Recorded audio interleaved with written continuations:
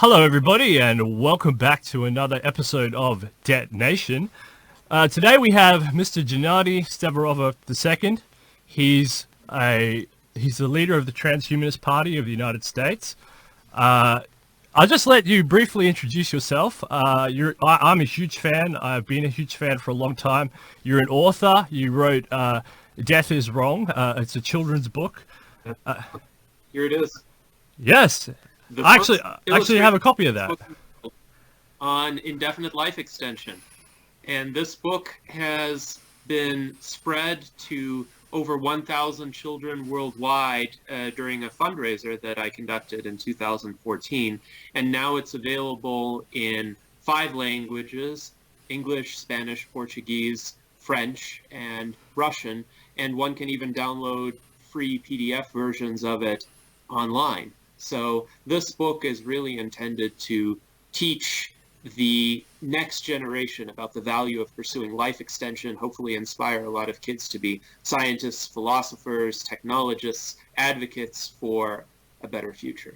And we're going to leave that link in that description. I actually have a copy of that book. I enjoyed the book. I'm going to pass it on to my niece and nephews because I think it's something that should get out to more people, and that it's encouraging.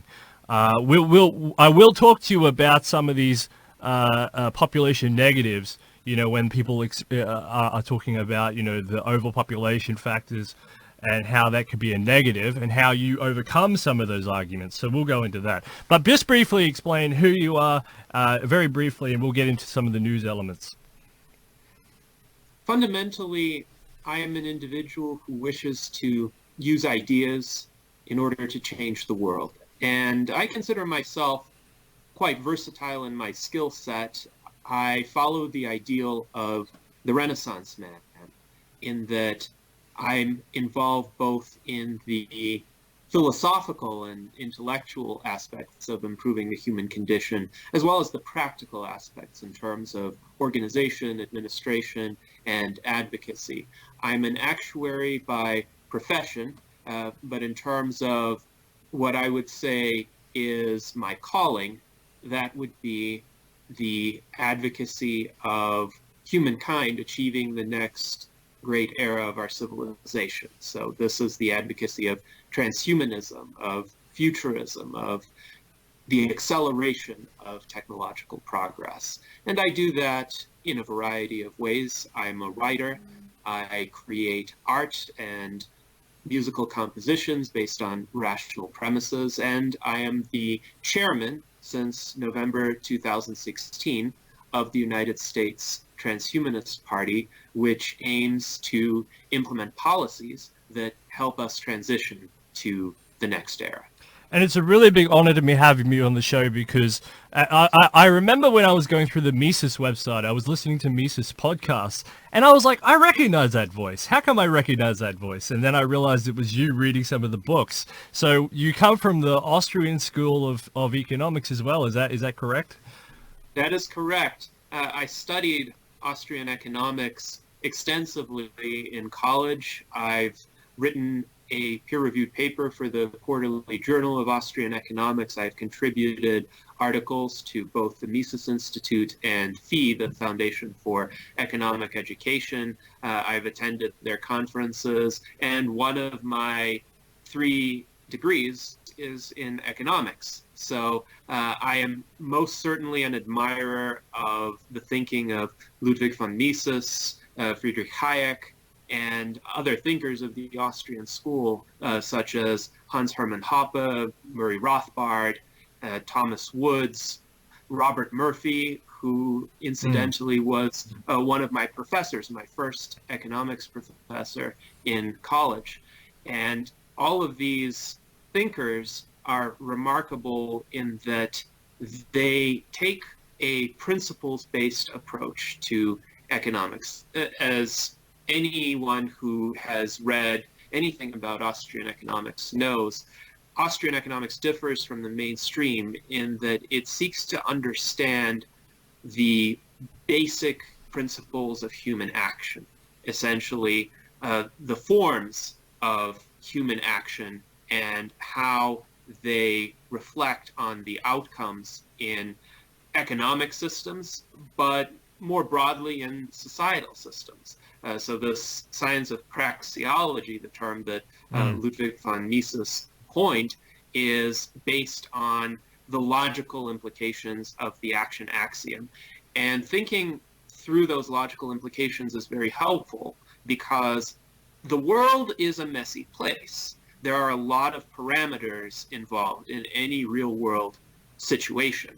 And as a result, it is extremely difficult, if not impossible, to make precise quantitative predictions about the future. Essentially, any quantitative prediction relies on some sort of implicit or explicit assumption that the future is going to be very much like the past in certain respects. But there are so many variables, and some of those variables may shift in a way that causes that assumption to be mistaken. But the value that Austrian economics brings is that it enables one to understand the impact of a single decision within this complex system. So Mises would say, I can't predict if the minimum wage is increased, what the unemployment rate is going to be next year. I can't even necessarily predict that the unemployment rate is going to increase because there could be other factors besides the change in the minimum wage that would affect the unemployment rate. But what I can say is that if the minimum wage is increased, all other things being equal, the unemployment rate would be higher than it would have otherwise been because of economic logic and essentially how the principles of human action would be reflected in the responses of economic actors to that decision to increase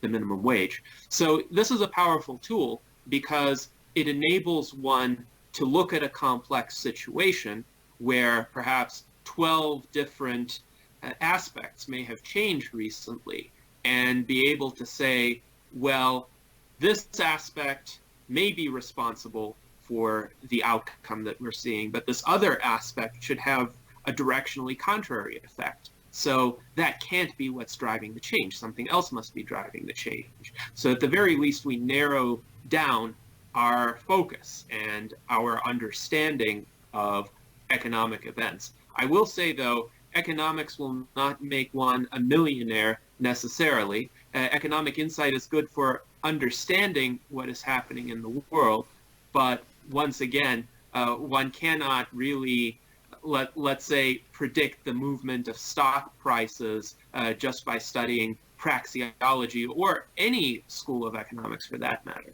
Yeah, that's what I was going to say. So since Mises, there was a stock market, but now there's financialization has made a whole bunch of new markets which determine price, like the options market, for example, or these other markets that help determine the price.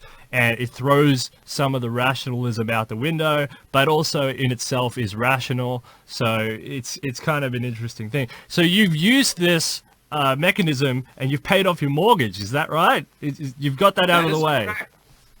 Yes. So the way this happened was interesting in that armed with the insights of Austrian economics, I realized that I can't really optimize for a particular set of economic conditions. That is to say, I'm not going to have perfect foresight into seeing what is definitively going to happen, but I could pursue a strategy that would give me quite a good outcome in multiple scenarios.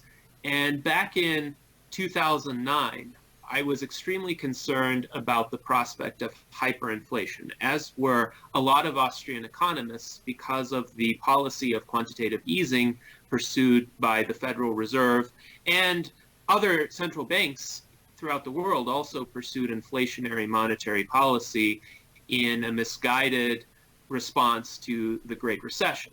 Now, the mistake that a lot of Austrian economists made was essentially an error of knowledge. They didn't foresee that various commercial banks would just be sitting on the excess reserves that were lent out to them by the central banks at very low interest rates. And I was thinking hyperinflation was imminent, so I had better immunize myself against it by purchasing real property. On the other hand, I was thinking, well, if I have this real property and hyperinflation doesn't happen, my best recourse would be still to pay off the mortgage as quickly as possible, because then I avoid the downside of the other scenario, which would be very little inflation, but I have to pay a lot of interest if I make this mortgage last a long time. So my strategy was try to immunize myself against the downsides of both scenarios. I actually personally experienced, when I purchased my house in 2010, the reluctance of the banks, or a major bank, to actually lend money to virtually anybody, even people with excellent credit histories at the time. So there was a backlash to the loose lending standards of the middle of the first decade of the 21st century to a very draconian system where, for someone like me, it was impossible to get any sort of conventional mortgage loan. And this was simply because the bank didn't want to take a chance on a young person without a large number of credit accounts, although the management of those accounts had been excellent. And so I ultimately had to get a mortgage backed by the FHA, the Federal Housing Administration. And as a result of that process, I learned a lot about the bureaucracy internal to these large banks. And this bureaucracy entails a severe lack of communication among the departments of the banks. There was a situation where the same arithmetical error was made on 5 distinct occasions in my application. The arithmetical error was made because the officers at that bank couldn't fathom that somebody would pay the required PMI, or private mortgage insurance, outright at the onset of the loan instead of choosing to finance it into the loan amount. So they tried to essentially double count the PMI. And what's more, I had a 20% down payment on that mortgage. And when there is a 20% or greater down payment, federal laws prohibit the banks from requiring PMI.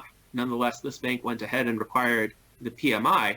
And about 2.5 years later, I received a letter in the mail from them saying, well, we're under investigation by the FHA, and it turns out we shouldn't have required you to pay this PMI amount. So here's a check for the PMI amount that you paid, plus interest at about a 3% annual rate, which is greater than anyone could have gotten at that time with money in a savings account. So if you cash this check, please be aware you're releasing us from all liability. So I did end up depositing this check and using all of the proceeds of the check to prepay more of the principal of my mortgage. And as a result, that helped accelerate the payoff. Ultimately, I ended up paying off the 15-year mortgage in 6.5 years, and I did choose the 15-year option as opposed to the 30-year option for a reason, because a greater fraction of every payment consists of principal, and the more principal you pay earlier, the less interest you incur over the total life of the loan. When I was a high school student, I recall being aghast at essentially our business teacher telling us that, well, most people in the United States pay in total for a house about 2 to 3 times the selling price of the house because of the interest on their mortgages. And I was determined to avoid that outcome. So ultimately, I ended up paying about 16.5% of the purchase price of the house in interest because I was aggressively prepaying the mortgage, essentially any spare money that I had, apart from a fairly light savings cushion, I was putting into the prepayment of principal. And again, a good piece of advice is prepay as much as possible earlier on in the life of the loan, because then all of your subsequent payments are going to have a much greater proportion of principal. So even if you don't prepay as much afterward, you're still going to be getting rid of that balance on your loan at an accelerated rate. Yeah, it sounds very Wells Fargo-ian. I don't know. I know you won't mention the name of the bank, but I'm just going to guess it was Wells Fargo. I'm not sure about that. Wells Fargo. How did I guess that? I'm not even American. I know these banks way too well.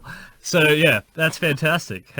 Anyway, look, do you think like this whole Keynesian idea, do you think central banks are now backed into a corner? Because in Australia especially, for example, we should have been raising rates in 2013, 2014. The economy was banging along, everything was going good.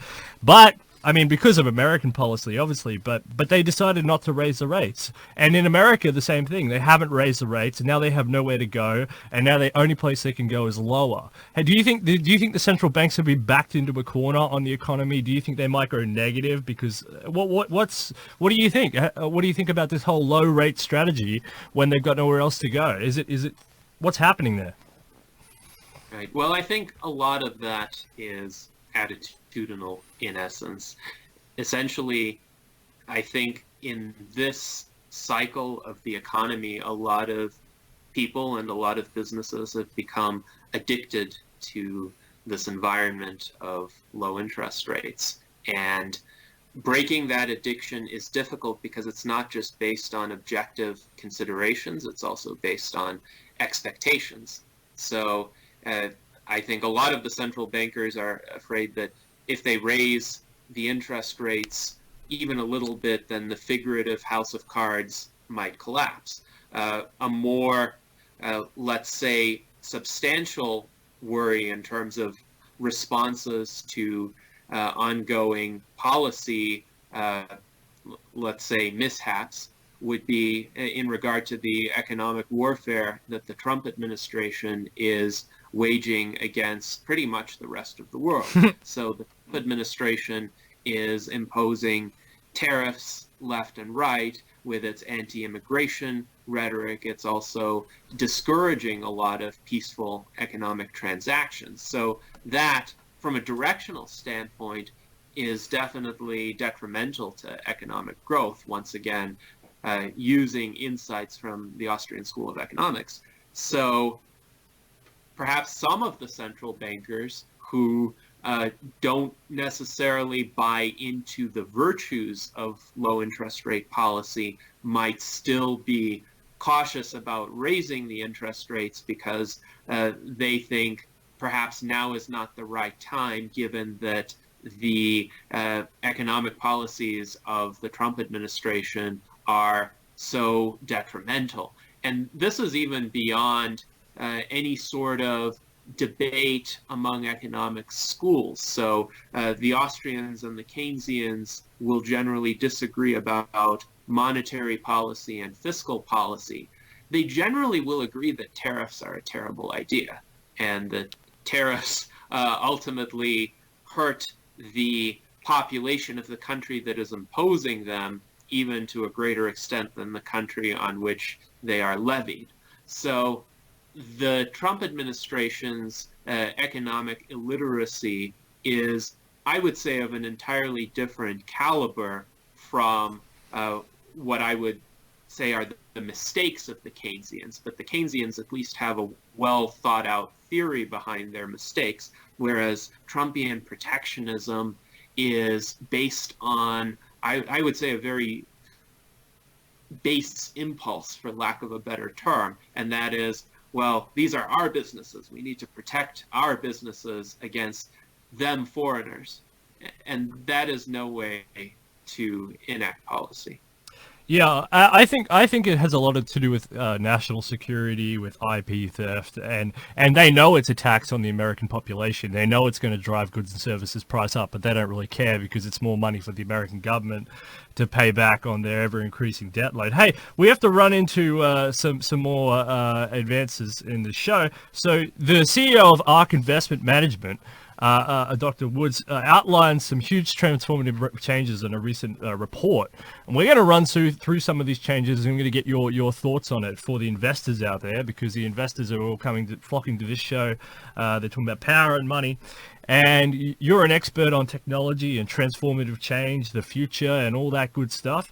So she said in this report that mobile transactions could grow 15% by 15 times by 2020.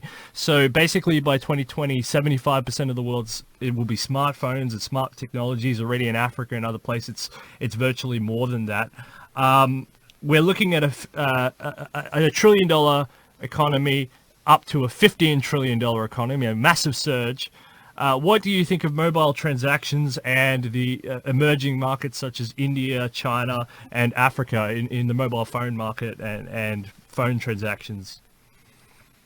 So the advantage of mobile technology is that it is relatively inexpensive to deploy, especially in countries without a lot of pre-existing industrial infrastructure. And so as a result, you're correct that in developing countries especially, there has been rapid adoption because it's a lot easier to purchase a mobile phone, even though it might be a big chunk of a person's budget in those countries, than to have a more traditional telecommunications system. Also, mobile phones are highly attractive to populations in those countries because a lot of what you can do with a mobile phone is quite inexpensive. There are a lot of free apps. There's the advantage of near instantaneous communication at virtually no cost. And of course, mobile phones also facilitate mobile payments, which are extremely important in countries where the currency is in even far worse shape than the US dollar or a lot of Western currencies, and that from month to month, one can't rely on even relative stability of prices. And in those circumstances, having a mobile payment system, ideally detached from any sort of central bank or fiat currency, would definitely help. So this is why cryptocurrencies are also becoming popular along with mobile devices. And for instance, in Kenya, they have their own digital currency. It's not quite a cryptocurrency, but one could say it's a precursor digital currency called M-Pesa, which is used for a lot of small-scale transactions. The more these technologies spread, the more immunized the population is going to become against local currency manipulations. And of course, the ease of economic transactions is also greatly improved if you can pay someone remotely via your mobile device. So a lot of people will see mobile phones as an aid to economic development. I can definitely see a 15-fold growth during the next decade. Yeah, and this especially helps small primary producers and farmers and agricultural people as well, who don't have access to even urban resources. Robotics and automation is coming. It's coming down the track. There's two sides of the debate. One side says it's destroying growth and replacing it with productivity. Another side say, well, the productivity leads to further growth. In the United States, you're having issues with truck. What do you think? Do you think that robotics is productivity? Do you think that it will add to GDP or subtract from GDP? Because this is the debate around robotics. I would say robotics would definitely add to productivity. Now, with regard to GDP, I have long thought GDP is a bit of an artificial measure because it doesn't reflect all of the sources of economic benefit for which there is no direct compensation. So for instance, back in the early 1990s, when people had to pay for their email services would have contributed to GDP. Now that email services are free and ubiquitous and so much better in every dimension, email services do not contribute to GDP. And yet we are better off objectively because a lot of technologies are so abundant as to be virtually free. I think with robotics and automation, we're going to see an increase in that kind of abundance, an increase in productivity and production of goods and services to the point where a lot of them become very cheap and nearly free. Is there going to be a transition in terms of the composition of jobs? I would say yes, there will be a transition, but that transition is going to be more akin to what we have seen in every era of significant technological progress. We do not have 90% of the human population working on farms anymore. We do not have a large population of horse and buggy drivers, except for, let's say, entertainers in historic districts of cities. And there are a lot of other occupations that have been made obsolete. A lot of factory jobs, assembly line jobs, for instance, have been replaced by robots. But I would say ultimately this is a benefit, including to the workers whose jobs are being replaced, because generally speaking, those jobs tend to be quite grueling, they tend to be quite menial, they have adverse health effects, and they don't utilize the human creative faculty optimally or even anywhere near desirable levels. If you're standing in an assembly line putting on the same bolt time and time again on 1,000 parts per hour, and you do that for 8 hours, you're going to have significant strain, you're going to have significant boredom, and you're going to definitely not lead a high quality of life. That's a very Isaac Asimovian statement. I love it. Yes, indeed. Thank you. And I do greatly admire Isaac Asimov and his thinking. I read him fairly early on in my life during my early teenage years. So definitely a great man. And I would say the opportunity to find new jobs will be there. We're not going to have a situation where all jobs are going to become obsolete all at once. Some jobs, even in the service sector or in the professional sector that currently require human effort, are going to be automated away. But at the same time, people can retrain, and furthermore, new opportunities are going to arise. Just because you deploy a robot doesn't mean that that robot is automatically going to take care of itself all of the time. Somebody is going to need to maintain the robot. Somebody is going to need to design better robots. Somebody is going to need to be the backup in case the robot fails or exhibits some unexpected behavior. But we still want some humans in customer service positions. For instance, if you go to an automated checkout in a grocery store and you use one of the checkout machines, most of the time they work fine, but occasionally they throw an unexpected error, you want to have a clerk there to be able to override the error. So for a long time, we are going to have those kinds of opportunities.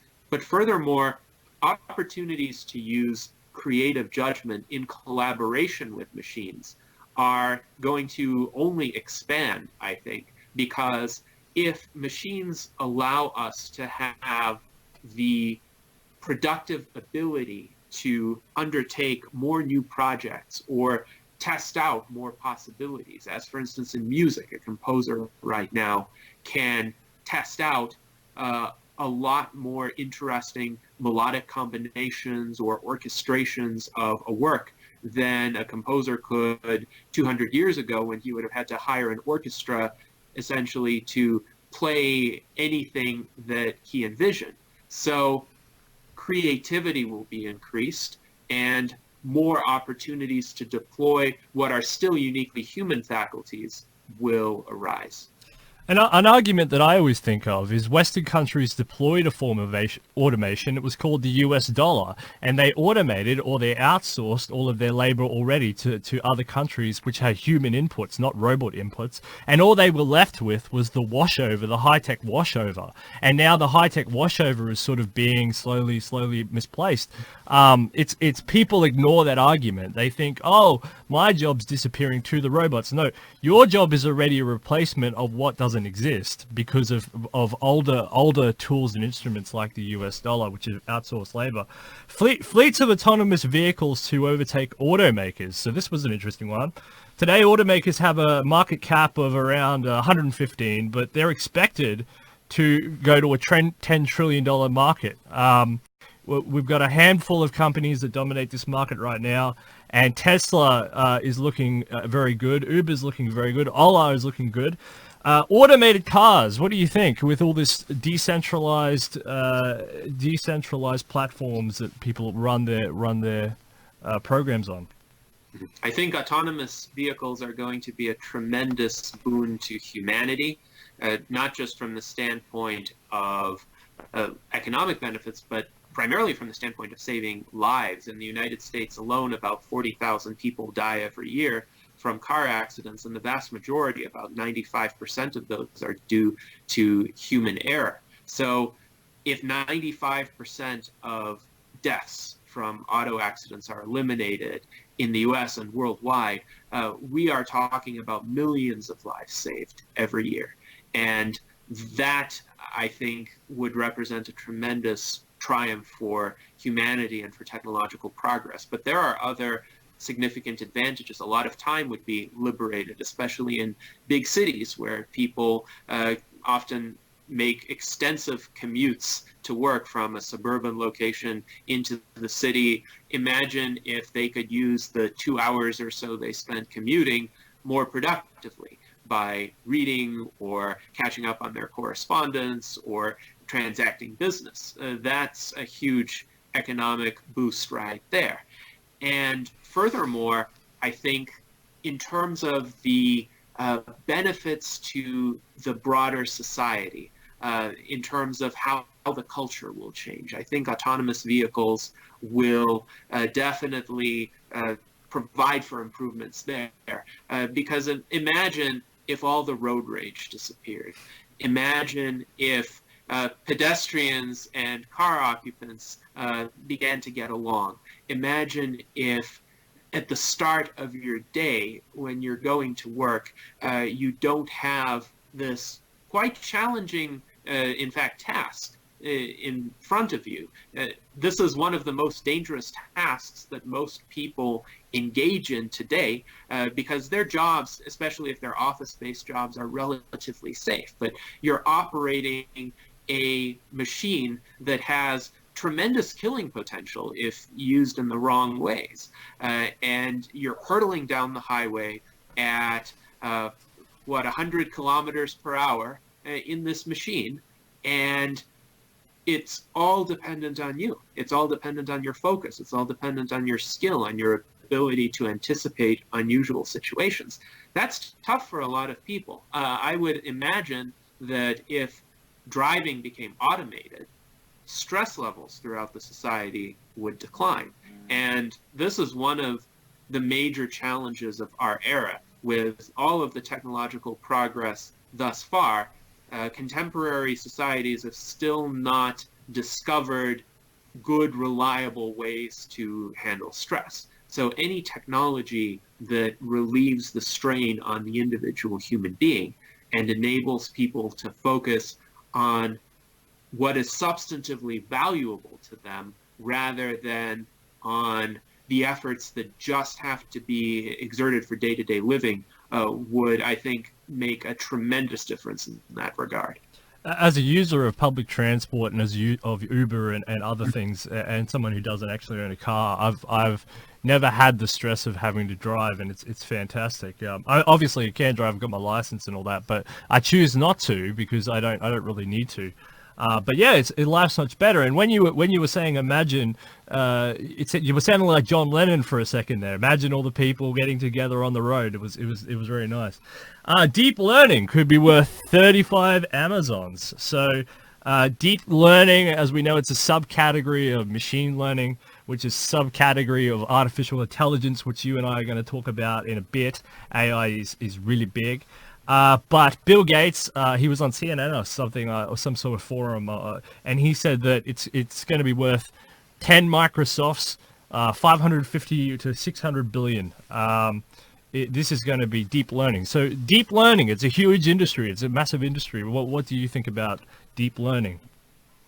Well, I think deep learning is interesting in that it represents kind of the first forays into what one could consider creativity in artificially intelligent systems. So these systems aren't just ones that execute a predetermined set of instructions, even a very complex set of instructions, which AI systems for several decades have been able to do. These are systems that could arrive at interesting and novel answers. Think of Google's Deep Dream Generator as an example. I, at one point, created a fractal where I started with a fairly typical fractal design, though there is such an immense diversity of fractal designs. But I fed it into the Deep Dream Generator, and along with that, I fed in pictures of various desserts.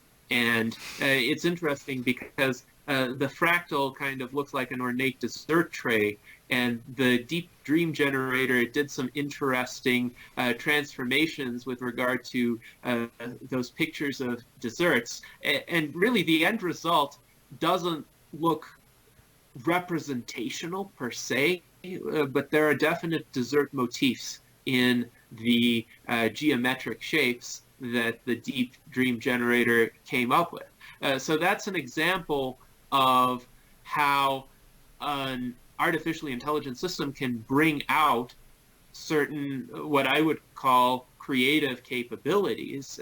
And yes, they still have to be guided in certain directions in order for the product to be meaningful, but they could come up with combinations that a human would not be able to arrive at, and that just adds to the arsenal of creative outputs that we have at our disposal.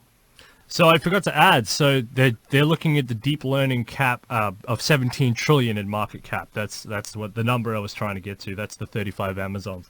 I was trying to think in my head, how is it 600 billion, 35 Amazons? Doesn't really make sense, but yeah.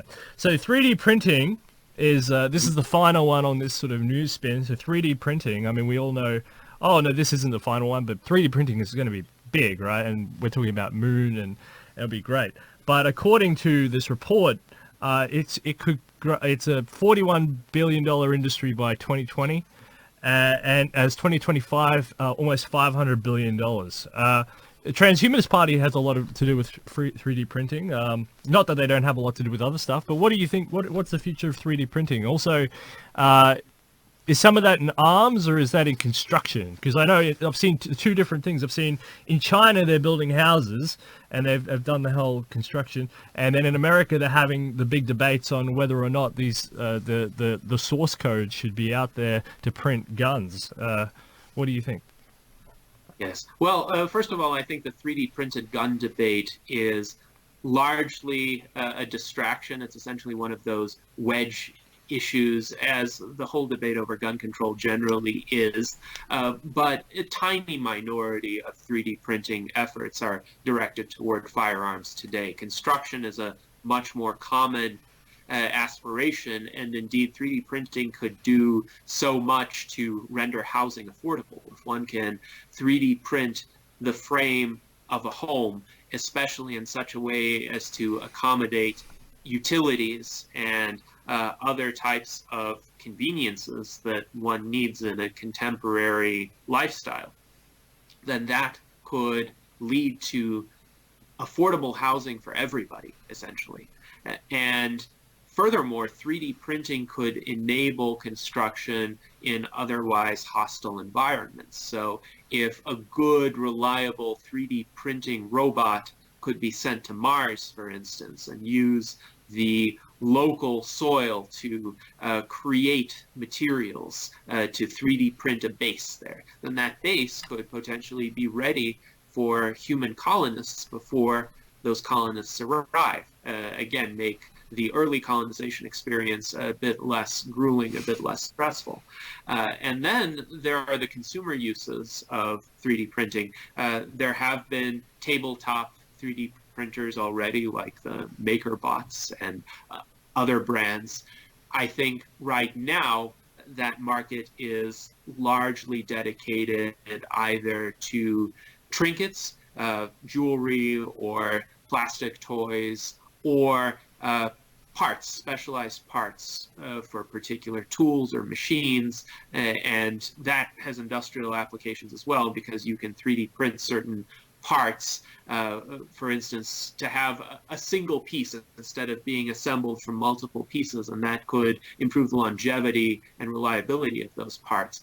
It would be very interesting to see 3D printing expand into foods and into organs. Right now there are some efforts along those lines, but they haven't yet reached mass consumer adoption. If they do reach mass consumer adoption and mass adoption by medical businesses, that is going to be quite transformative, because you could have your own cells used to 3D print a kidney, or 3D print a windpipe, which has been done already experimentally.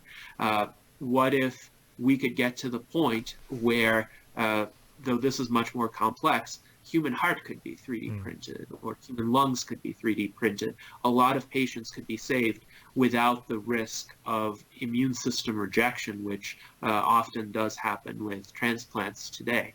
That, I think, is a tremendously promising aspect of the technology. So in the vast majority of situations, I see 3D printing being used for peaceful purposes, essentially to build or to improve the quality of life or to improve health. Now, could someone 3D print a part for a weapon just like they could 3D print a part for a tractor or an assembly line robot? Sure, but that's going to be a tiny minority of the market. It's also kind of irrelevant in the United States, when the availability of access to ability to weapons is quite easy to access weapons. In Australia, that's a different debate, because weapons are illegal and we have strict firearm control, so it's a little bit of a different debate. In America, it's not so much. CRISPR is huge. I mean, this is massive, and the big story about CRISPR is the cost just keeps falling. The technology is getting better, but the cost is falling. It's almost like Moore's law over there. What do you think of the future of CRISPR and the market and the utility of CRISPR? Well, I think CRISPR is one technology in a series that will enable increasingly effective genetic engineering. CRISPR is still not precise enough for most scientists to be comfortable using it in humans, though some have tried. There was the case recently of the Chinese doctor who essentially edited the genome of two twins, I believe, to render them resistant to HIV.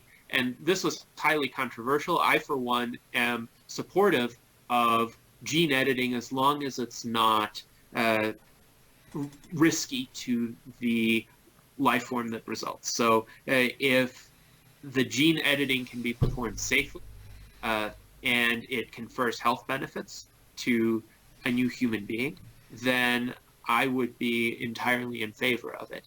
If there is a significant risk of errors, significant risk of malfunctions or unexpected consequences through deleterious mutations, then I would say more research is needed before human trials may begin. But it's an entirely pragmatic type of consideration. So as gene editing technologies improve, as they become more precise and more affordable, I think safety is also going to improve. So one concern that I have is that there could be a kind of reflexive backlash amongst politicians and the general public, and a lot of scientists, out of fear, would restrict themselves and members of their community from performing experiments that are indeed safe and beneficial to the resulting human beings.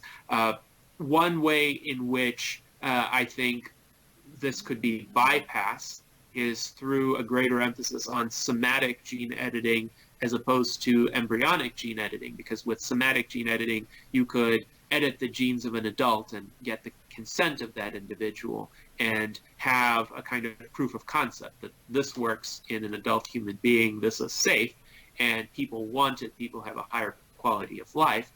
And then to move on to embryos, one essentially, I think, would need to get a broader comfort level among the greater society that, yes, this isn't something nefarious. And unfortunately, a lot of people still have misconceptions about gene editing, and they instantly think of Frankenstein when they think of gene editing, which is just essentially a cultural stumbling block. But nonetheless, I see the advances as encouraging. I think the culture and the society have a long way to go to catch up, but this is one reason why the U.S. Transhumanist Party is engaged in its advocacy of emerging technologies. We're seeking to change that mindset. Yeah, and as long as the cost keeps falling, the governments and other people who don't hold those values are going to keep experimenting with this, and I think it's inevitable, even if the worlds do clash. So science fiction forms the foundation of everything we kind of think about the future. Not technically, but as a general sort of rule, because that's how we project into the future. Do you have a favorite science fiction author? Well, I have quite a few authors whose works I've enjoyed, so it's difficult to pinpoint a favorite. I think Robert Heinlein is a great author, most definitely. His short novel, Methuselah's Children, was actually one of the first book-length works about indefinite life extension, works of fiction, essentially. And then, of course, Isaac Asimov, a great pioneer in science fiction about robotics, about future civilizations. Arthur C. Clarke also, I think, laid a lot of the foundations of what we envision the future to be and what we envision space colonization to be. I tend to be more fond of, let's say, the classic science fiction writers, and those would include, say, Ray Bradbury. Fahrenheit 451 is definitely a cautionary tale about essentially techno-luddism and the rejection of knowledge. Another interesting writer, less well known, is Walter M. Miller Jr., who wrote A Canticle for Leibowitz, kind of a story about a post-nuclear apocalypse world where some aspects of knowledge were preserved after a kind of techno-Luddite wave of destruction, and they're gradually being rediscovered, and knowledge is gradually being rekindled. It's not a techno-optimistic work, so there are some premises in it that I differ with, but nonetheless, it's a very interesting read, and it definitely does portray some of the dangers of techno-Luddism very well. So I would say one of the hallmarks of science fiction that really inspired a lot of the late 20th and early 21st century technologies was a kind of hopefulness of vision. Even when that fiction portrayed major challenges or major setbacks, it did so in a way that didn't necessarily signal the inevitability of failure, the inevitability of defeat on the part of humankind. So there was this premise that technology could make life better, and that embracing technology could improve the world in qualitative ways. And unfortunately, I think largely because of Hollywood sensationalism, a lot of science fiction has become dystopian today. And even when you look at Asimov's I, Robot, which was a collection of short stories with interesting premises about the three laws of robotics and exceptional circumstances in which they were deployed. And instead, you have this Will Smith movie by the same title, I, Robot, from the mid-2000s, but it is nothing like the Asimov stories, and it has a very, let's say, anti-technological message, anti-automation, anti-robotics, which Asimov would not have condoned in the least. So I think there's a qualitative difference in science fiction, at least prevailing science fiction, from that golden age to today. And we need more hopeful science fiction in our era if we are to inspire people to tackle the challenges of the transition.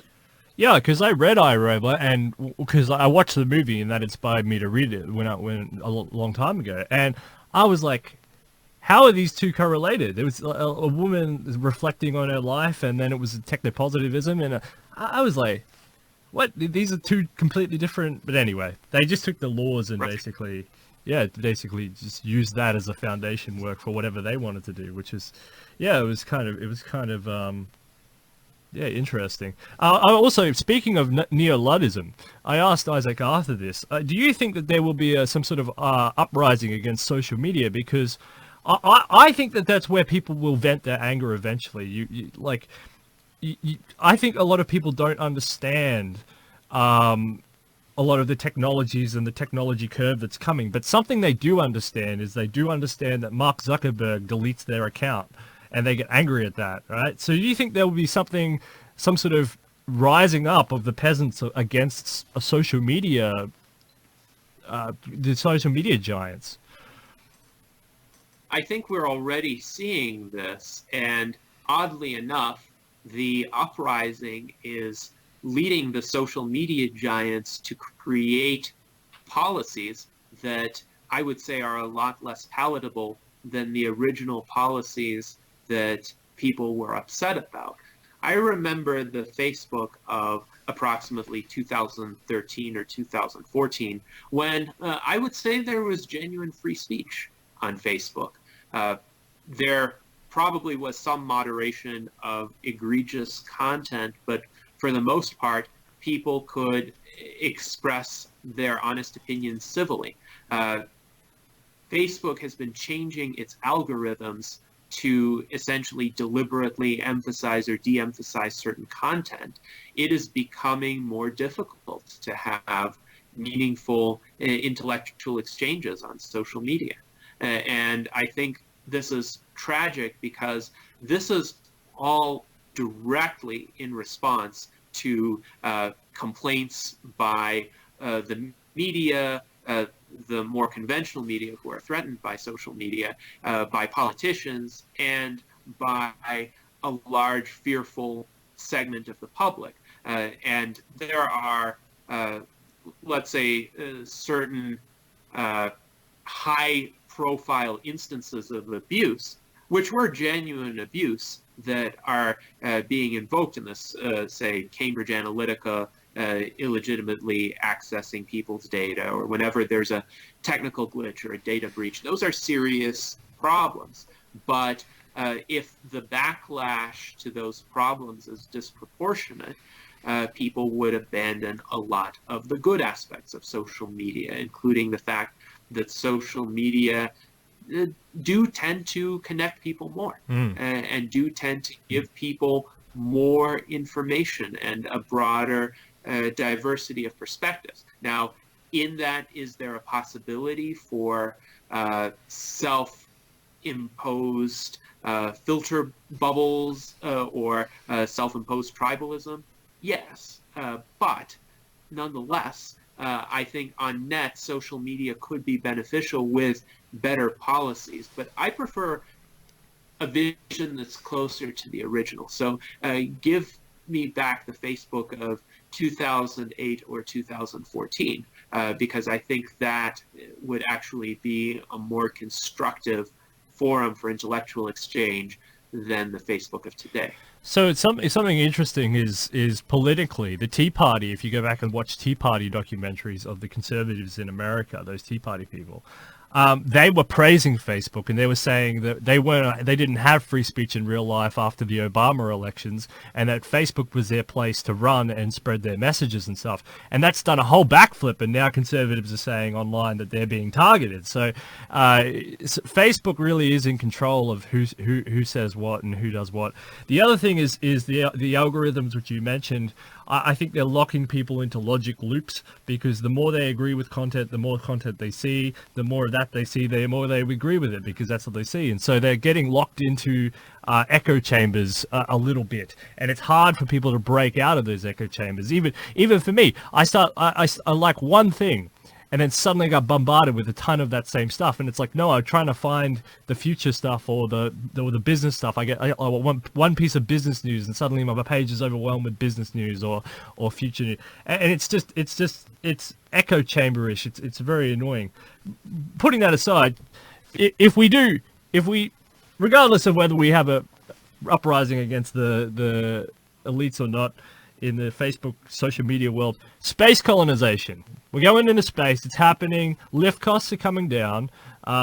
We're looking at space elevators. They're not here yet. They're on their way. Are you in favor? Isaac Arthur, I was talking to him. He said, let's go to the moon first. Forget Mars. Mars isn't that important. Elon's is a vanity project, essentially. Let's go to the moon. Let's get the rare resources, rare minerals. It's very close. We can transport water there. We can import raw material, rare materials back. We can learn how to live in space a lot better, like we have learned a little bit how to live in space with the ISS. Are you in favor of going straight to Mars, doing the big jump, or you want to go to the moon? What's the transhumanist sort of idea? I would say do both simultaneously as rapidly as possible, because if there's interest in either, say if Elon Musk is interested in going to Mars and Jeff Bezos is interested in going to the moon, and they're willing to dedicate resources to that, and others are willing to dedicate resources to orbital space stations or to asteroid mining, none of these are mutually exclusive. In fact, development in any of these directions is going to help develop in others.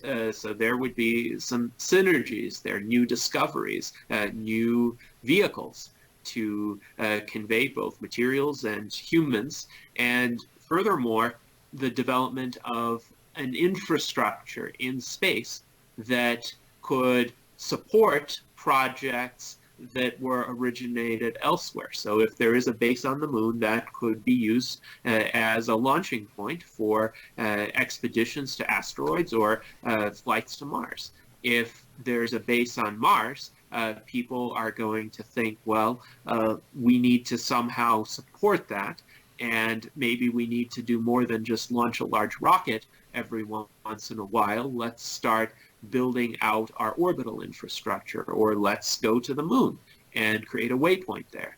So the order of operations, in my view, isn't as important as having movement in all of those areas. I do think it's a tragedy that it has been 50 years since humans first landed on the moon, and now 47 years since the last human stepped on the moon.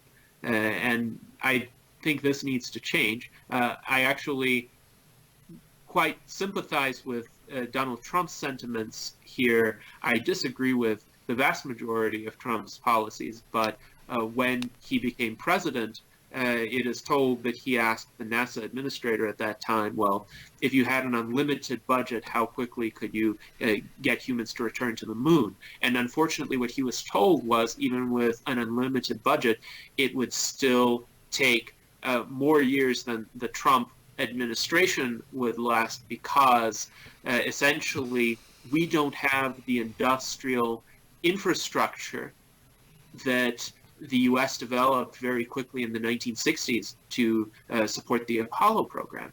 And it is such a tragedy that that has been allowed to languish. So I think a major priority should be to restore that infrastructure. And that infrastructure, I think, could be most readily justified if it has multiple uses. So yes, use it for moon flights, use it for flights to Mars, use it for orbital and suborbital development, use it to experiment with advanced aircraft. The more purposes you could think of, the more spillover economic benefits you could think of, the more readily that infrastructure will justify itself. I'm going to have a gentleman on from India, and he's going to explain to me the whole new broadband infrastructure using light. It's going to be fascinating. But yeah, so what do you think? Do you think that corporations or national governments are going to win this race? And if it advances, who's going to start winning this race? Is it governments that are going to go out there? Are they going to be able to maintain control? Or is it going to be corporates, and we're all going to have to jump into a corporate suit if we want to become a multiplanetary species?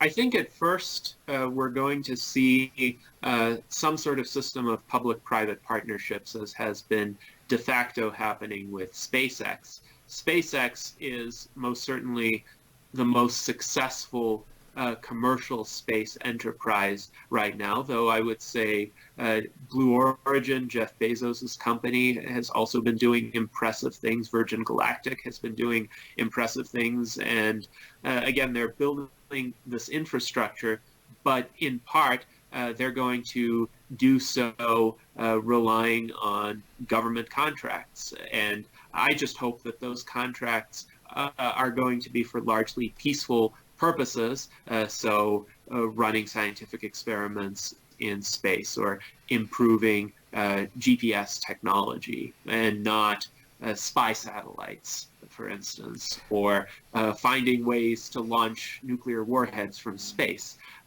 So there is a risk whenever you have private-public partnerships, in that there would be strings attached, and there would be political directions or restrictions on development.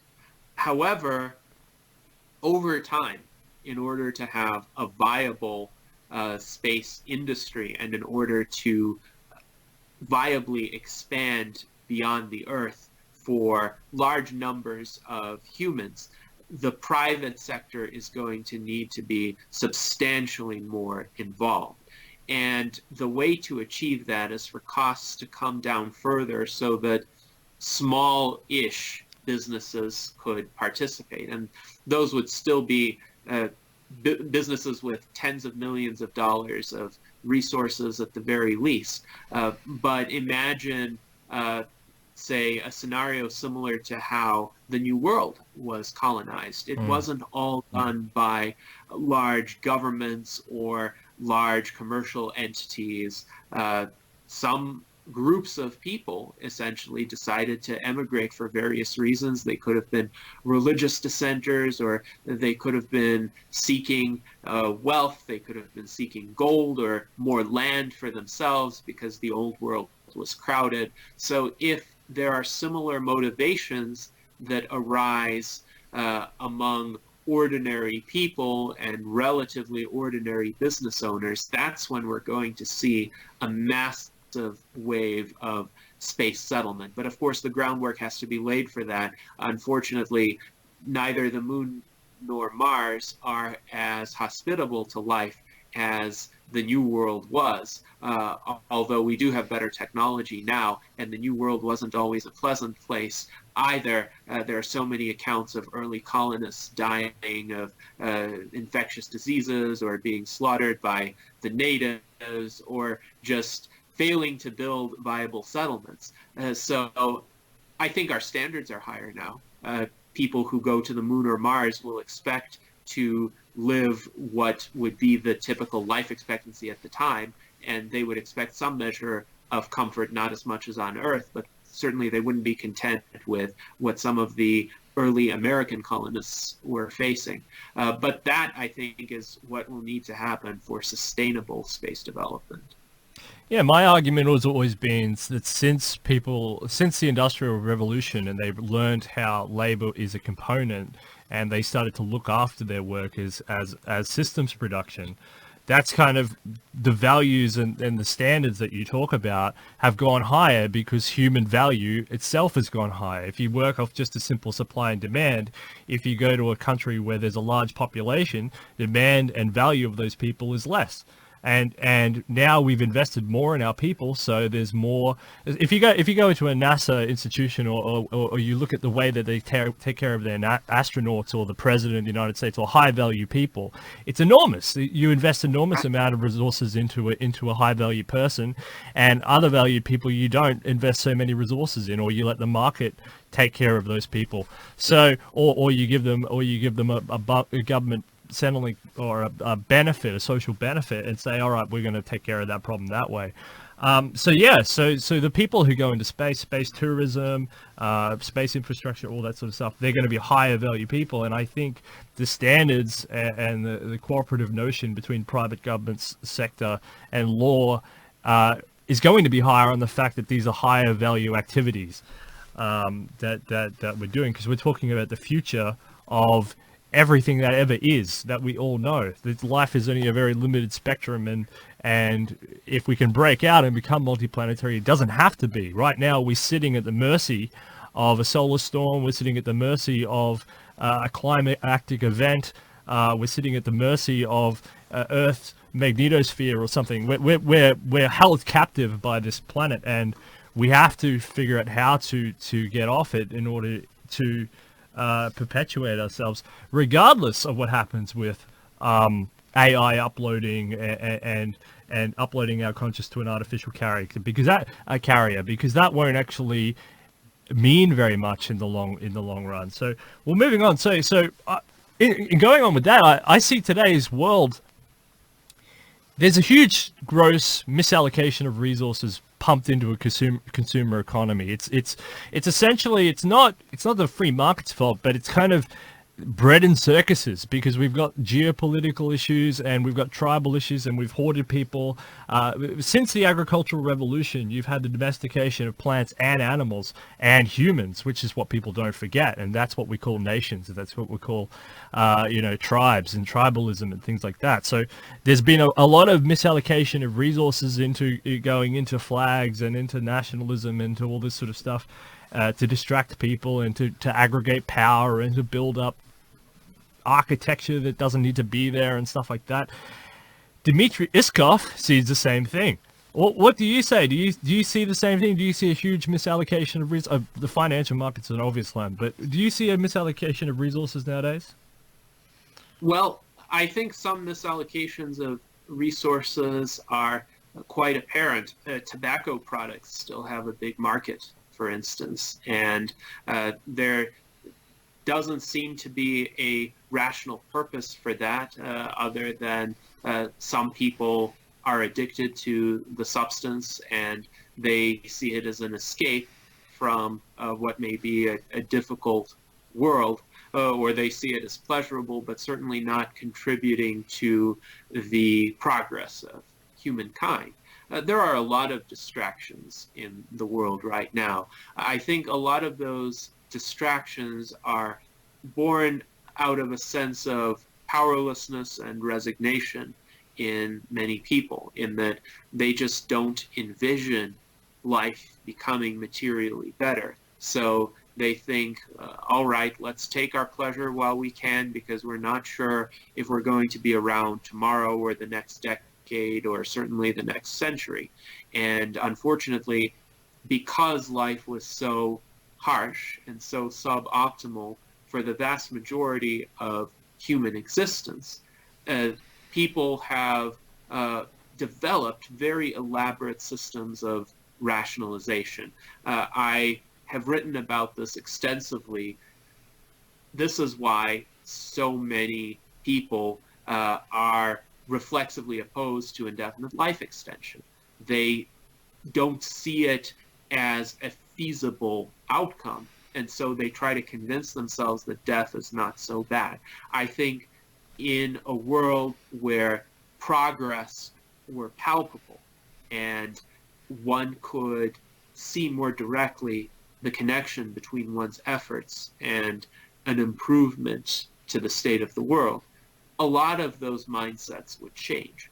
But it's a gradual process because culture is among the most difficult factors to change. This is where I think I side with people who make more moderate forecasts than Ray Kurzweil in terms of the rate of technological adoption. So Ray Kurzweil focuses on accelerating growth in technical capabilities, and he notes that a lot of technologies follow trajectories of technical improvements similar to Moore's law or even better. But at the same time, if in the broader society there is lack of awareness of these technologies or reluctance or resistance toward adopting them, that could definitely slow down the rate of progress.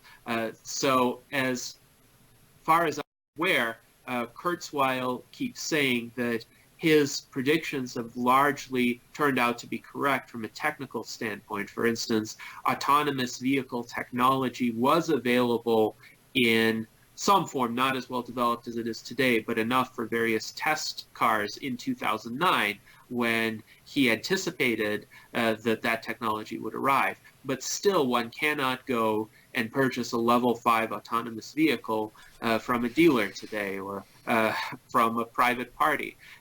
They're just not there for consumers. And I think this is because the legal, cultural, attitudinal barriers have unfortunately been greater than Kurzweil foresaw.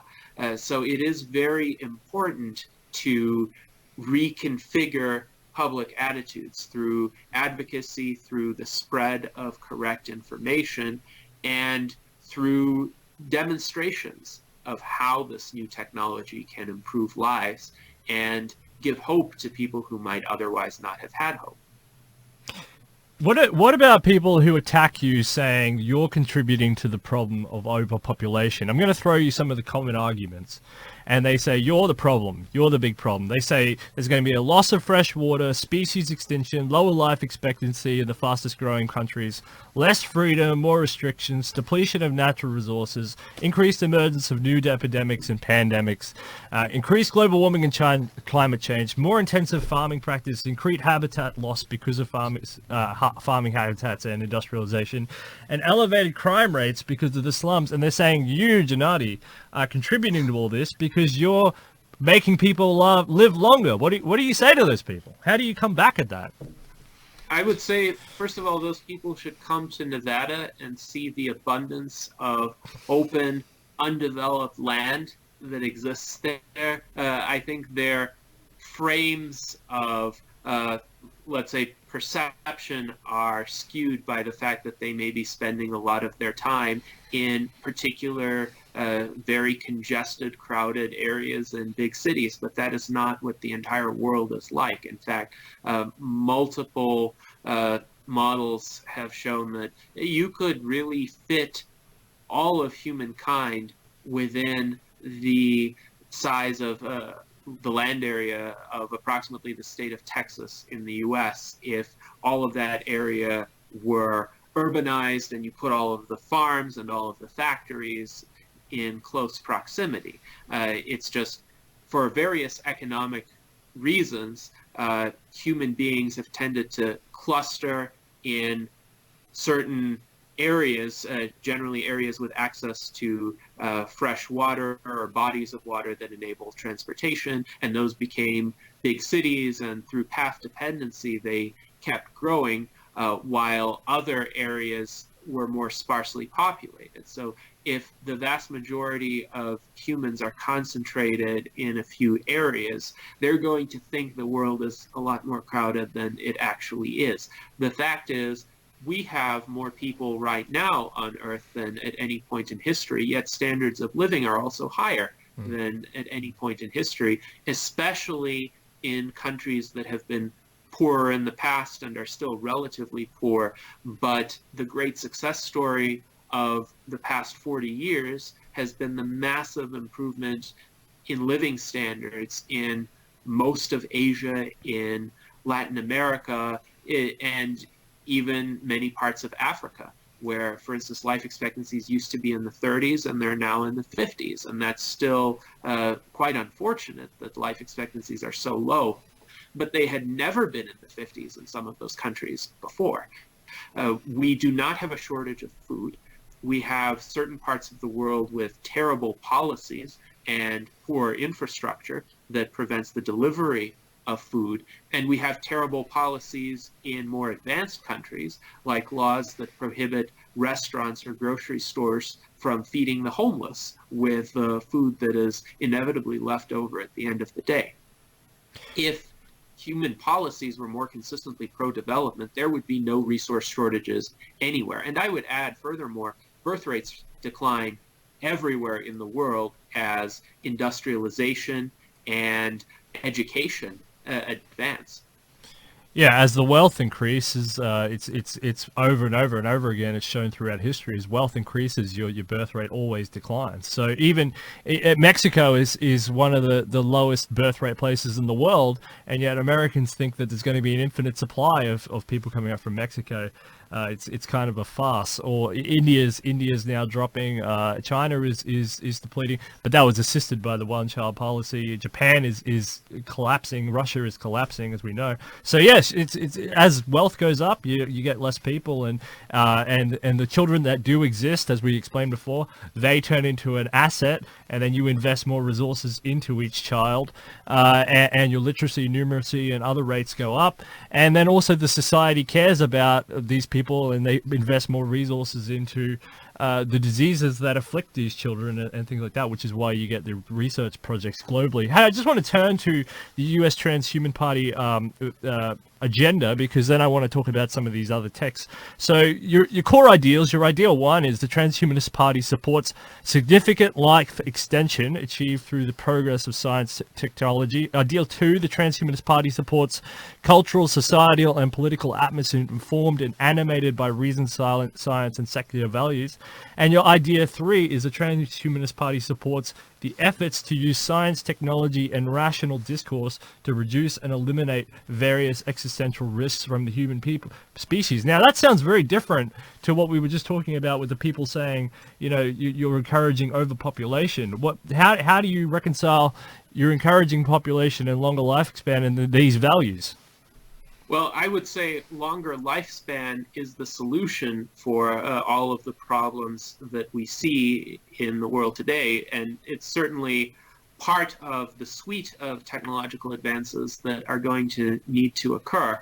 But my bold and ambitious claim that I will make today on your show is that all of the major problems that humankind will ever face already exist today in significant forms, including existential risks to our very species, both from an asteroid impact, and we still haven't identified all of the near-Earth objects, or from man-made calamity like nuclear war, for instance. And we still have a situation where one person, say the President of the United States, could make a unilateral decision to destroy the entire world.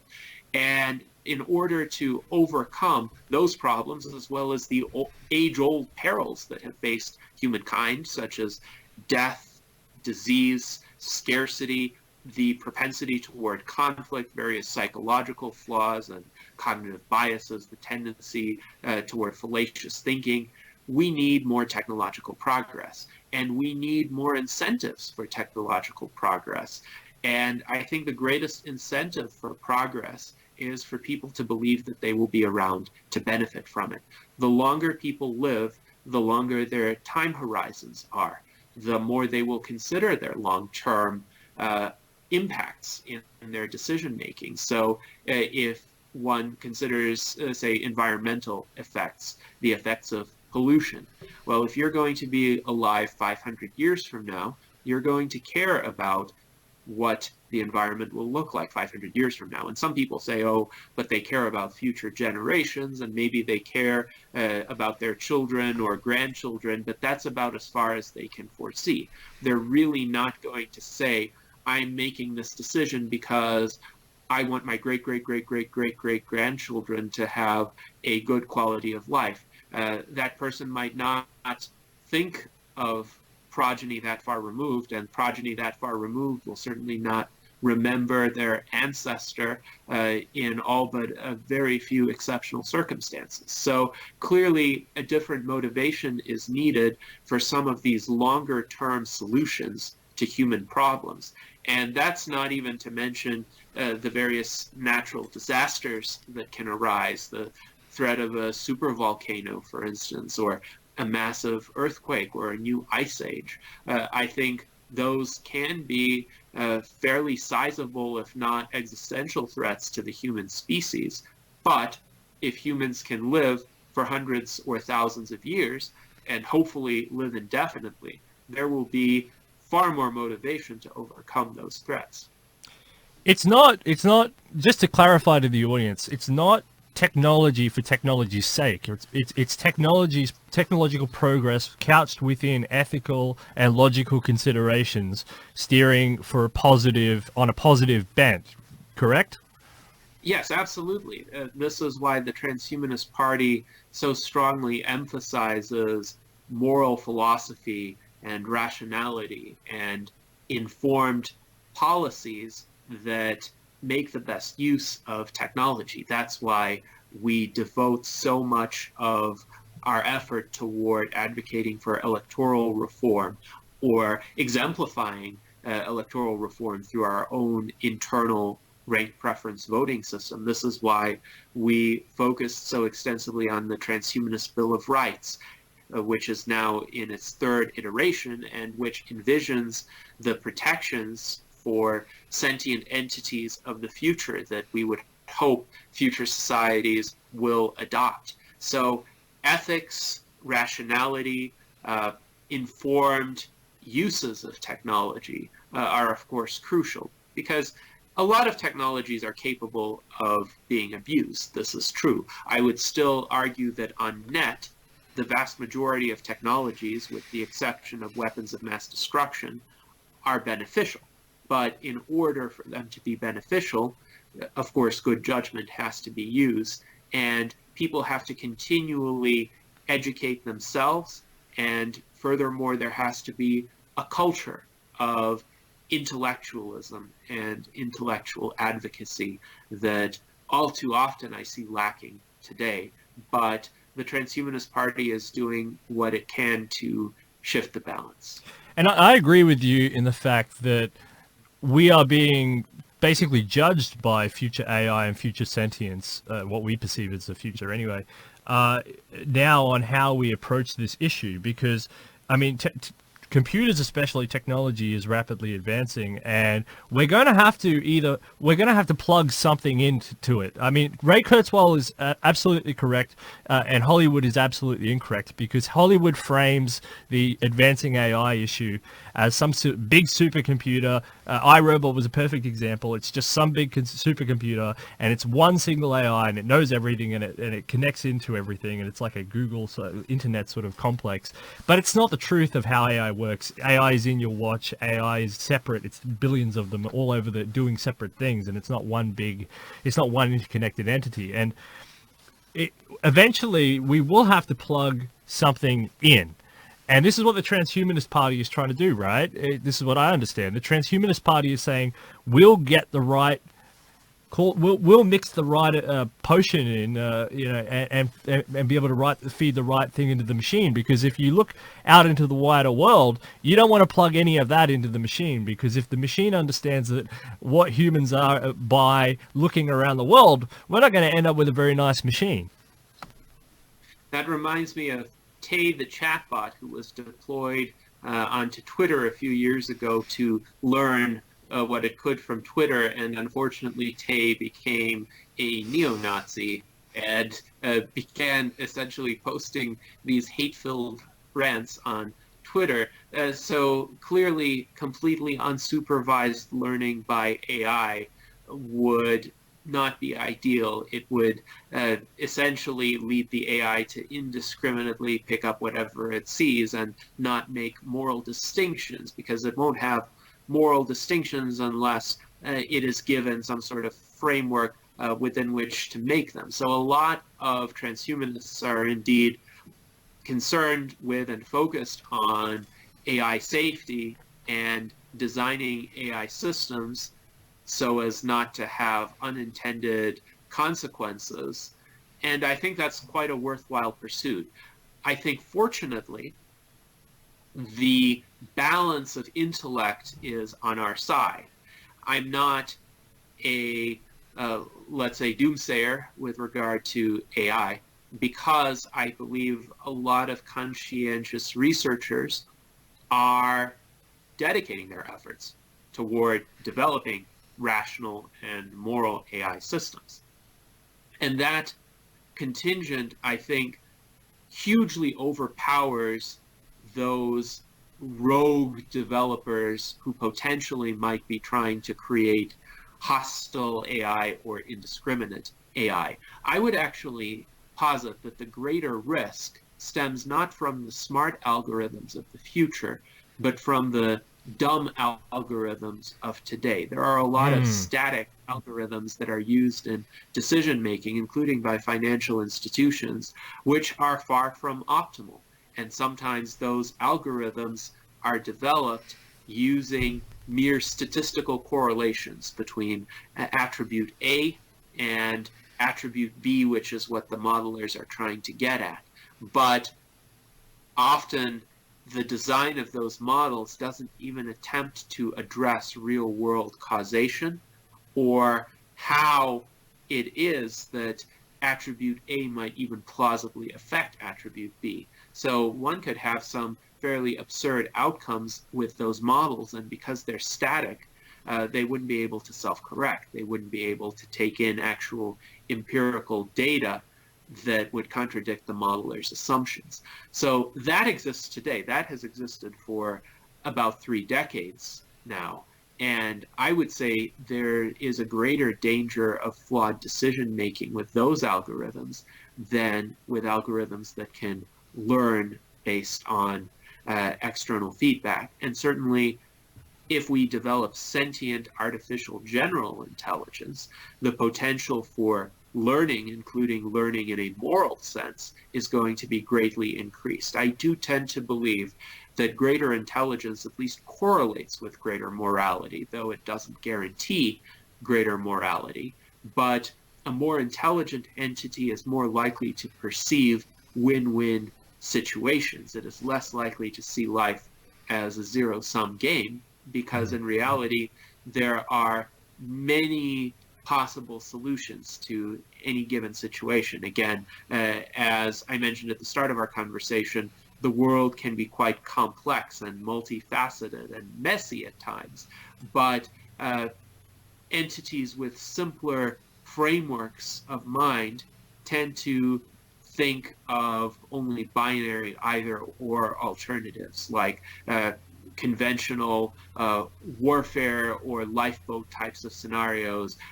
Either I jump overboard and save my fellow human in the lifeboat, or I throw the fellow human overboard. Really, there's no third way. I find that very difficult to apply to any real world situation. And I think the more intelligence you have in the world, the more possibilities for third or fourth or 10 billionth ways there will be to solve various problems. And that's actually something you have to give that Will Smith I, Robot movie credit for, where they're drowning in the car and the robot evaluated the chances of living, and he said, all right, no, I would rather sacrifice myself as a human and you save the girl because the girl's got a longer life. I don't have as much motivation, etc., etc. But the robot did the calculation and it went, I'm saving you, haha. And then he didn't want to live after that. So that was kind of interesting. So we're going towards AI. And you're big on this convergence of technology. You like to talk about the convergence. I know that. So when we're talking about the convergence, we have to go. We're talking about nanotechnology, biotechnology, information technology, cognitive technology, genetics, and robotics. Now those are the frameworks.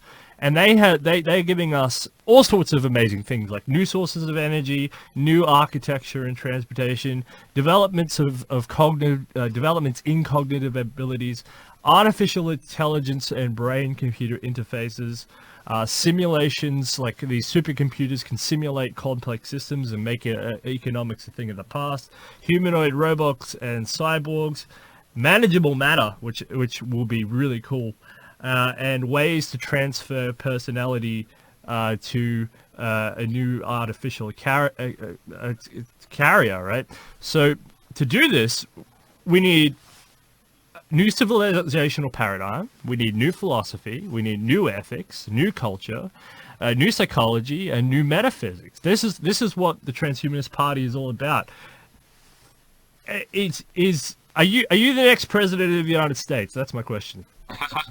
Not the next one, but are you a future president? They'd have to amend the U.S. Constitution for that. In the meantime, though... Oh, you're a dual citizen.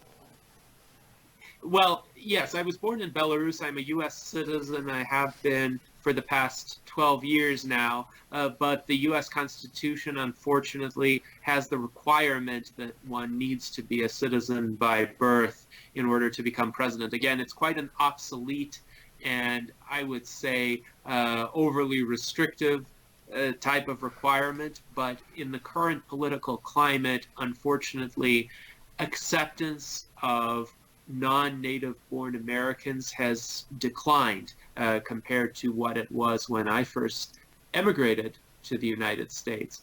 And this, I think, is another area where a lot of work needs to be done before the U.S. Constitution stands a chance of being amended to be more open. But in the meantime, I am happy to essentially arrange and administer the U.S. Transhumanist Party presidential primary. We have 4 candidates thus far who have put forth significant efforts. We're going to have our first virtual debate on July 6th at 3 p.m. U.S. Pacific time. We're going to have our electronic primary in mid-August. So if you become a member of the U.S. Transhumanist Party for free before August 10th, then you would be eligible to vote in that electronic primary. This will be a historic occasion because it will be the first in history contest among transhumanist candidates for a public office. And then after that, in short order, we will have our nominee, and that individual will campaign all the way through Election Day 2020. That's fantastic. So this is incredible because it's all about the convergence. This is where it's going, and we need people in parties like the Transhumanist Party in order to lay the foundations, because the world is going into an unstable area, unstable terrain. They're not sure what they're going to go into. I'm preparing for it myself, and I want to prepare the audience as well, because I want to take them through and make sure that they're not hit by any surprises. But the world has rapidly advanced since the baby boomers. I mean, they've done some absolutely rapid advance, but the advances that are coming aren't just going to be what humans can consider. They're going to be what these AI sort of semi-sentience can consider, because we're going into a bilateral sort of world where it's humans and AIs working together in order to achieve more things. It's Ray Kurzweil. He's a friend of yours. I very much would love to have him on the show. I don't think he'd probably ever come on the show. Another person that I'd love to have on the show is, I'm going to email him, is Zoltan Itzvan. Very, very fascinating human being who doesn't want to be a human being, ironically, but he's very fascinating. And he obviously did very well with the immortality bus. That brought a lot of notoriety to the Transhumanist Party, especially in the United States. I know I saw it over here in Australia because of the internet, but I'm guessing it had more of an impact where he went. He's kind of like almost a cooler version of Beto O'Rourke, I would say.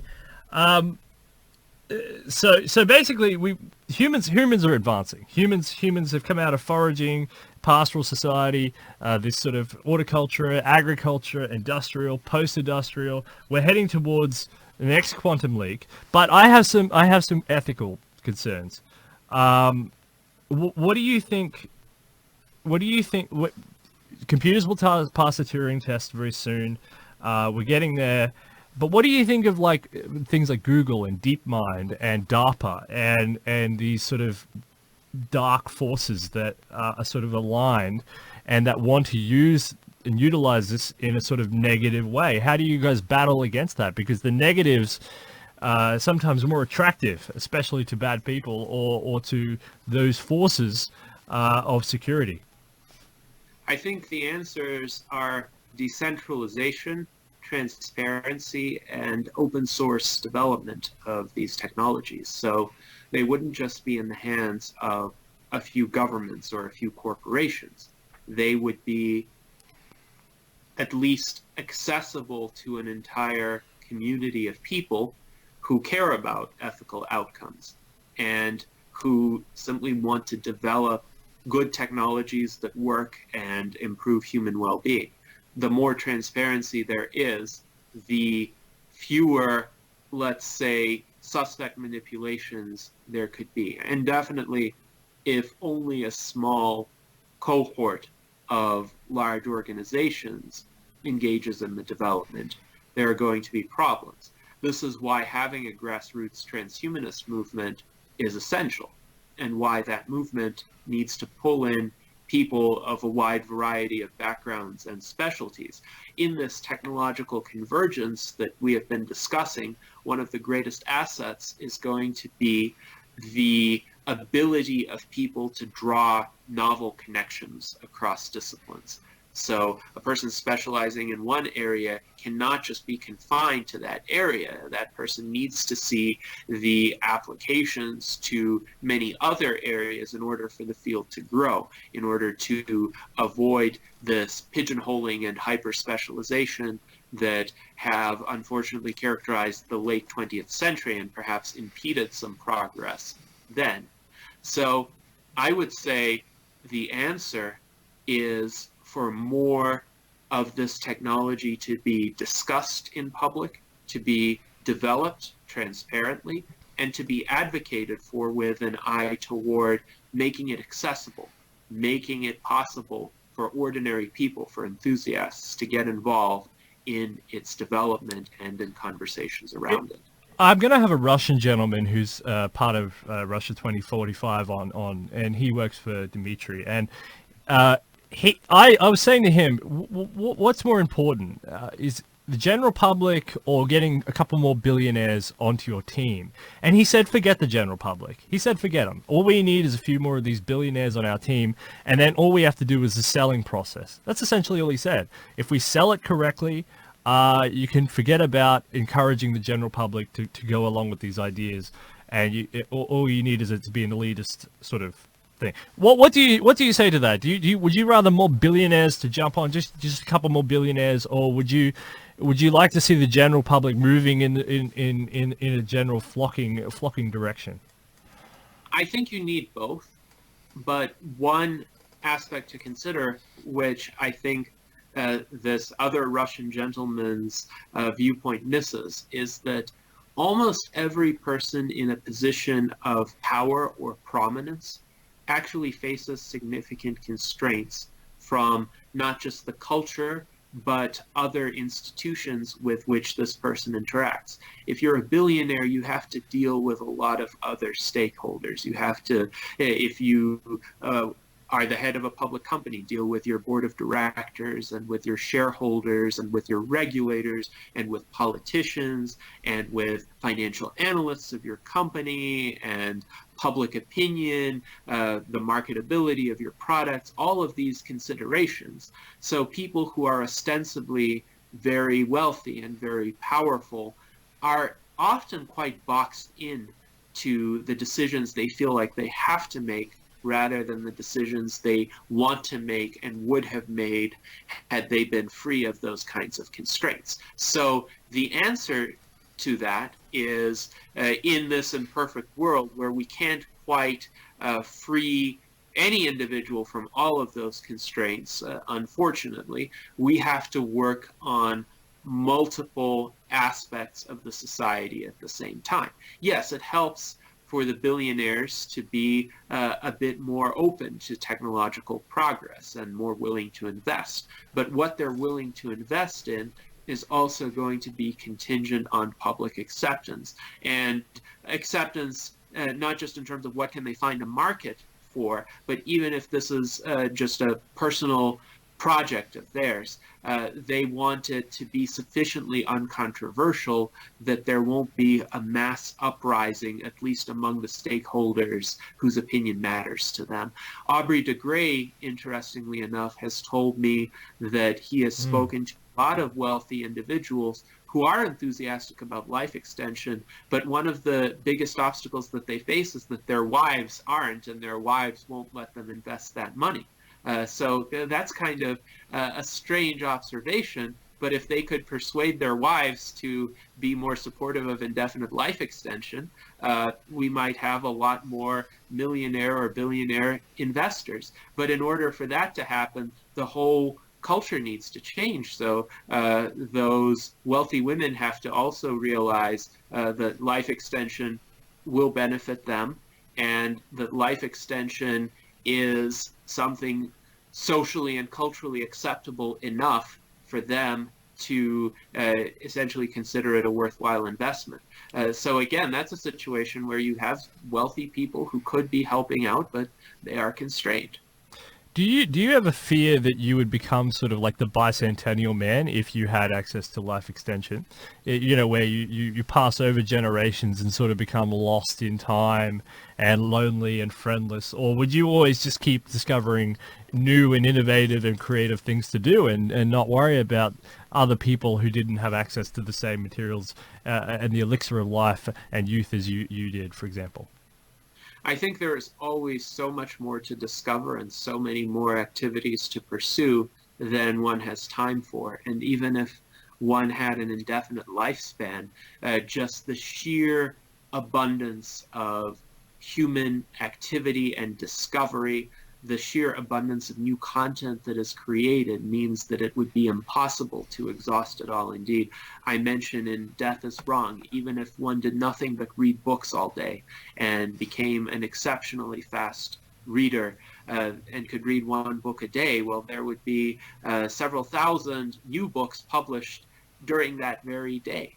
So one would never run out of things to do. In fact, the longer one lives, the more there will be to existence that one hasn't experienced yet. And that, I think, is a great impetus to live longer. I don't think a healthy and active mind would ever ossify. There are some people who are afraid that, if a given generation lives indefinitely, then that generation's habits or ways of thinking will become ingrained forever in the society. And I don't think that will happen, because a lot of this ossification is most likely a function of biological senescence. Essentially, at some point, because the brain becomes less plastic, less flexible, less able to learn, there's a strong incentive to just hold tightly to what one has accumulated already, and the habits that seem to have worked in the past, at least enough to enable one to live to a biologically old age. So one has little incentive to change. One also has little incentive to change if one doesn't see a long future ahead. So removing those barriers, both the biological senescence and the constraints on one's lifespan, would enable a lot more neuroplasticity, a lot more flexibility in terms of being willing to accept new facts about the world, new insights, new ways of living.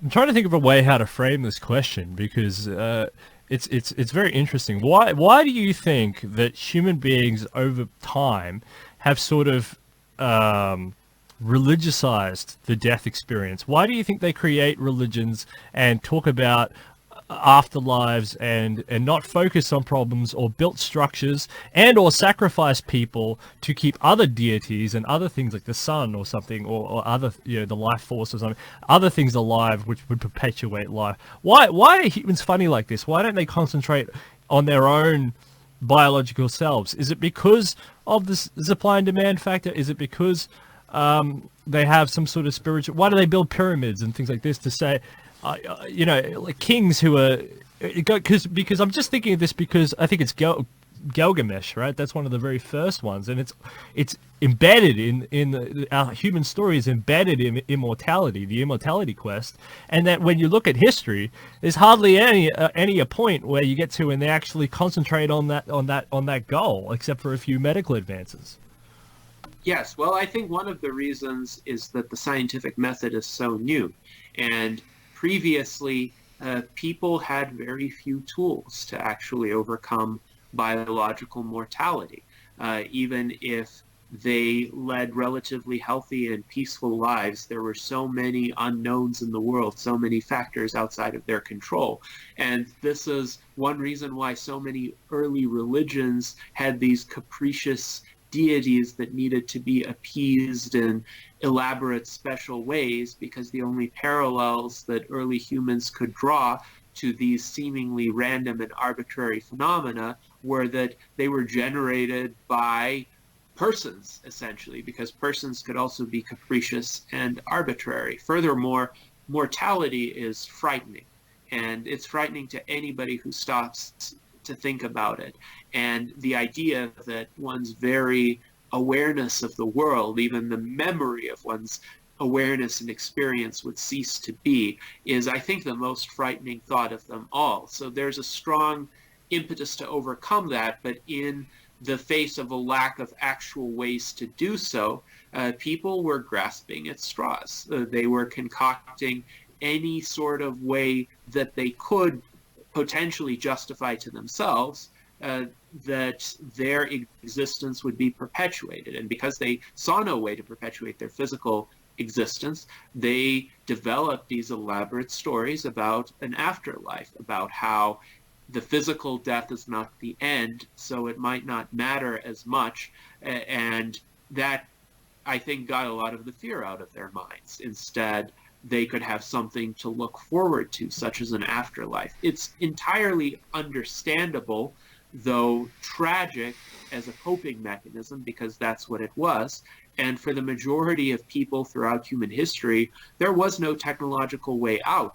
Their immediate society was not advanced enough to materially expand their lifespans during their lifetimes. Now, if more humans throughout history had focused on technological progress, on building up that infrastructure, then indefinite life extension could have come sooner. Certainly, if we did not have the Dark Ages, if we did not have the wars of religion in the 16th and early 17th centuries, we would be farther along in terms of progress.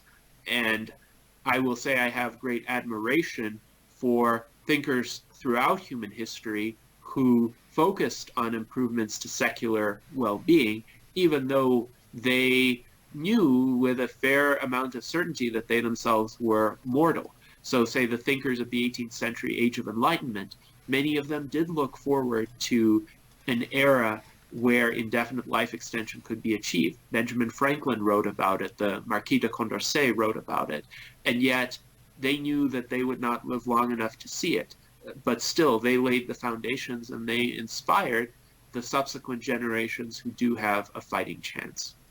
Benjamin Franklin also wrote that the population doubles every 20 years, which gave Thomas Malthus his idea. This is going to really round out the end of the show really nicely, because we're coming up to the technological singularity, the event horizons.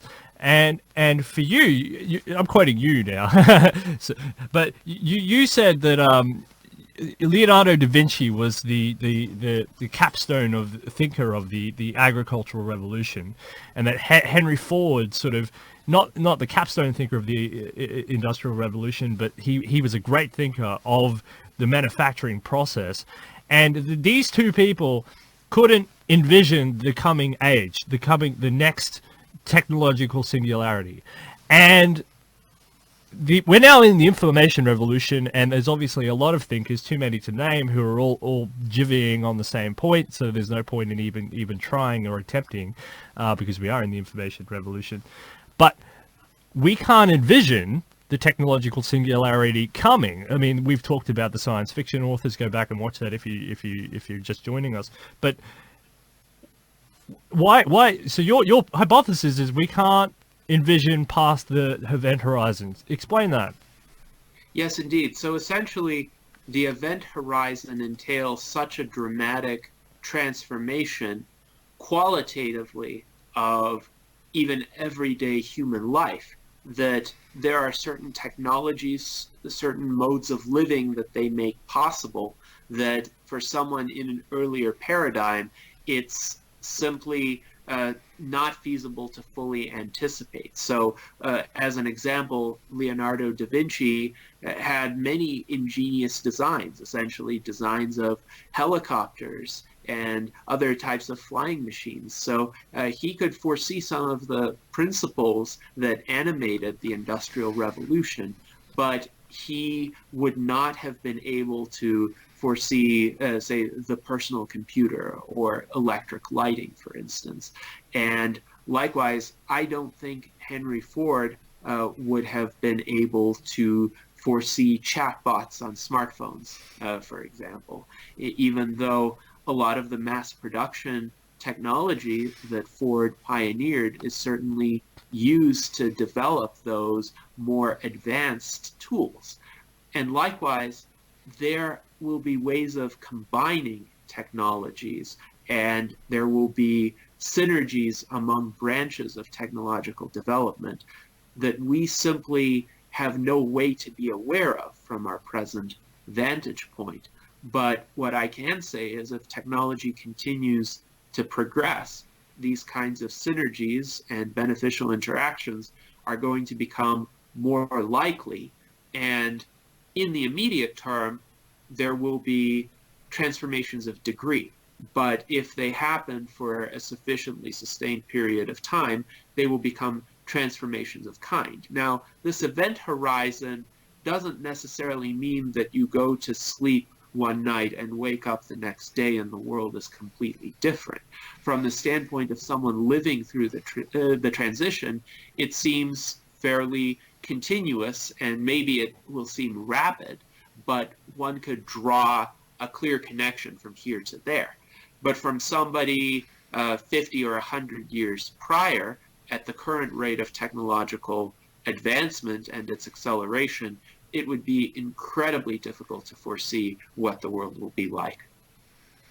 It's going to be fascinating as these technologies start to converge and they start to push humanity and in a different direction. It's going to be a wild ride, and hopefully we can all strap ourselves in, and hopefully people such as yourself, the Transhumanist Party, ethicists, thinkers, moralists, they all start coming to this show. Come to this show. Rally on this show. We'll talk to you because it's going to be a crazy time. And if we don't get this right, it can go any way. There's a billion ways this could go, but there's a good one and a bad one. And hopefully we can push it onto the good one because it's going to be interesting, to say the least. And I would like to see it go well because I want to see what's out there in the universe. I mean, if we can get off this planet and we can do it right and we can survive, there's so much to explore. There's a whole universe out there. Once you even conquer the whole solar system, then there's a whole nother solar system. You can go to Alpha Centauri. You can go to Orion's belt, and then you can go to you can do the whole galaxy if you want. And then there's more galaxies, people. Once you go to get to galaxy done, you can go to another galaxy and have a look, or we can go interdimensionally. It could be really fun. So And then there's a whole inner universe to explore as well. And there's digital realms that we can explore as well. And they're infinite universes. You can spend your whole life down there doing that. So we got to get this right. There's a lot of fun.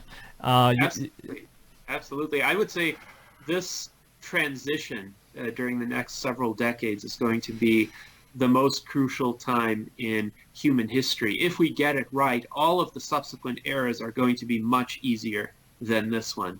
I would say we live in a very challenging time, one of the most challenging eras in human history, though I would say not the most challenging. Probably the threat of nuclear annihilation between circa 1950 to 1970 was even a more perilous time for humankind. But this is a high-stakes era nonetheless. But if we get this right, I think because I've said all of the major problems facing humankind are already here, we're going to begin making significant dents in those problems. We're going to solve a lot of those problems. And then what remains will be more fascinating and enjoyable. The exploration, the development of the self, the development of sentient life of the human species, and indeed making the universe more hospitable for sentient life. We'll discover how many alien species are actually out there, because we're still finding things here on Earth. We're still finding new discoveries all the time, and to think that we're the only thing is I think is ridiculous. But anyway, look, Gennady, thank you so much for coming on. I absolutely appreciate it. I have been sleepless nights looking forward to this. It's been fantastic. A huge fan, as you know. It's just so wonderful to actually get to talk to you again, and hopefully we can do this again sometime in the future to update us on what's happening with the party, how the constitutional changes are coming, so you can become president or something. That would be good. If not, science advisor, science or vice president. I don't know what the rules are over there, but you got to do something, change it, because it's gonna be fascinating. So thank you so much for coming on, and we're going to have more great people on this channel and on this show, and Peter Zhang's coming on later this week. So we're going to talk to him. He's got a lot of interesting stuff, especially on the development side. He does a lot of deep development and other things like that, and he's a very interesting person to talk to. So Peter Zhang's coming on, and that'll be really, really interesting. So, hey, thank you so much, Gennady. Is there a final statement you'd like to say? Well, I would encourage everyone watching this show to go to the Transhumanist Party website at transhumanist-party.org and click on the link to register for free membership. It is extremely convenient. It takes less than a minute, and what it will enable you to do is to participate actively in our deliberations and our activities in the upcoming presidential primary election, as well as all of our other ballots. This is the way we build a community that will help humankind transition to the next stage of our civilization. And ultimately, I can be an incorrigible idealist, not in the strict philosophical sense, but in the sense that I believe in hope for humanity. I believe that we can reach a better future, but we can only do that through our own concerted efforts, because progress does not happen automatically. Though we have seen great progress in many areas of our lives, progress is ultimately contingent on human behavior, on what we decide to do. And we are capable of deciding to do the right things, and we are capable of essentially pushing humanity into its next era. So I hope all of you watching this will join us in this effort in whatever manner you're able to contribute, and we look forward to collaborating with you. Get Zoltan Istvan to bring Andrew Yang onto your team. Maybe he can do it. All right. Yes, Andrew Yang is an interesting candidate, certainly, and I wish him well in the Democratic primaries. I think the deck is stacked against him, but hopefully he'll be able to bring more attention to technological questions. He was only given less than 2 minutes talking time on the debate, and he was one of the most searched after the debates. Him and the Vietnam, Afghanistan war vet. I mean, those two. That's the issues people want. They don't want any more war, and they want to talk about technology and labor displacement. So that's very interesting. Thank you, Gennady. We're going to cut it there. You've been an excellent guest. TheUnshackled.net, get on there, get over there, have a look. Detonation as well. A new episode's coming all your way all this week. Thank you very much. Thank you, Gennady. Thank you again. Thank you. It's been a pleasure. No problem.